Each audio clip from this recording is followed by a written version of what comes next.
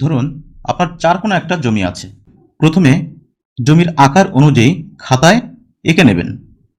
এঁকে নেওয়ার পরে এরপরে দৈর্ঘ্য বরাবরে মাপবেন। ধরে নিলাম এই দৈর্ঘ্য বরাবরের এক প্রান্ত আপনি পেয়েছেন 150 ফুট এবং অপর প্রান্ত আপনি পেয়েছেন 130 ফুট। এরপরে আমরা প্রস্থ বরাবরে মাপব। প্রস্থ বরাবরে মেপে এক প্রান্ত পেয়েছি আমরা 60 ফুট এবং অপর প্রান্ত প্রস্থ বরাবরে মাপব। সেখানে আমরা পেলাম 40 ফুট। এবার আমরা গড় দৈর্ঘ্য বের করব। গড় দৈর্ঘ্য কিভাবে বের করতে হয়? গড় দৈর্ঘ্য বের করতে হলে এই যে দুইটা যে লম্বা বরাবরে যে মাপ আছে অর্থাৎ দৈর্ঘ্য বরাবরে মাপ আছে 150 ফুট এবং 130 ফুট, 150 ফুট এবং 130 ফুট দুইটা যোগ করে তাকে 2 দিয়ে ভাগ করে গড় দৈর্ঘ্য বের করতে হবে।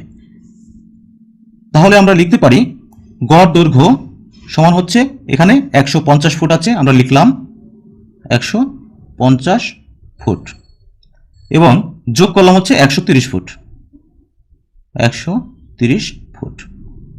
তাহলে আমরা ক্যালকুলেশন করলে পাবো 280 ফুট। একে তাহলে আমরা 2 দিয়ে ভাগ করলে পাবো হচ্ছে 140 ফুট। অর্থাৎ আমরা দৈর্ঘ্যকে যোগ করে, দৈর্ঘ্য এই প্রান্তের 150 ফুট দৈর্ঘ্য এবং 130 ফুট যোগ করে 2 দিয়ে ভাগ করলে আমরা গড় দৈর্ঘ্য পাবো। ওকে, তাহলে এবার আমরা আসি, বের করব গড় প্রস্থ।